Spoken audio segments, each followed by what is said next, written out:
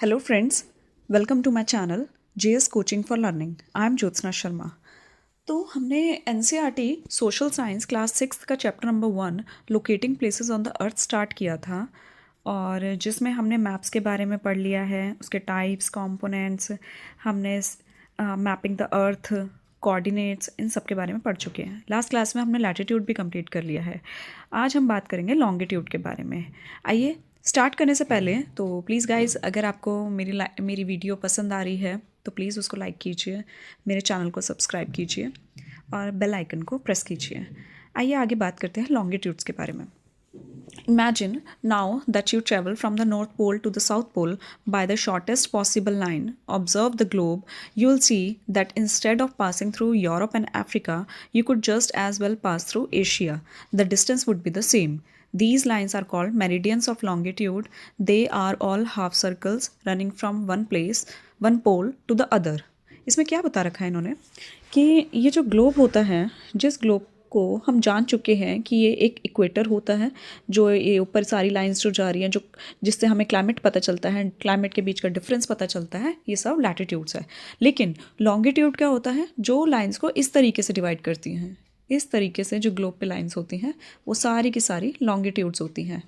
अब जैसे हमने ये बताया था कि लैटिट्यूड्स में कि बीच में एक इक्वेटर होता है, ऐसी लॉन्गिट्यूड में एक बीच में प्राइम मेरिडियन होता है। क्या कहते हैं? प्राइम मेरिडियन इसको।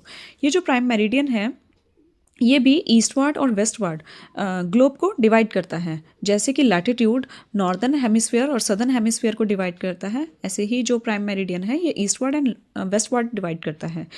और लैटिट्यूड में जहाँ हमने पढ़ा कि क्लाइमेट चेंज होता है, और लॉन्गिट्यूड में हम पढ़ेंगे कि टाइम का डिवीजन होता है। ठीक है, तो आगे बात करते हैं। You will also learn in science that the earth spins on its axis. To put it simply, let's place a desk lamp a little away from our globe, focused on it, and imagine that this is the sun illuminating the earth, slowly rotating the globe eastward. We can note that for some places on the earth it is morning, while for others it is midday, evening, or night.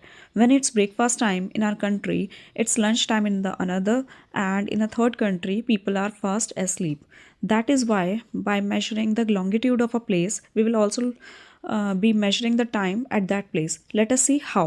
अब इन्होंने क्या बता रखा है कि ये globe है, इस ग्लोब के आगे अगर हम एक डेस्क लैम्प रख देते हैं, लैम्प की जगह पे मैं आपको सन बनाकर दिखा रही हूँ, क्योंकि इनका मतलब यही है कि जैसे अगर हम एक लैम्प, या आप फ़ोन की टॉर्च भी ऑन करके देख सकते हैं ग्लोब के सामने।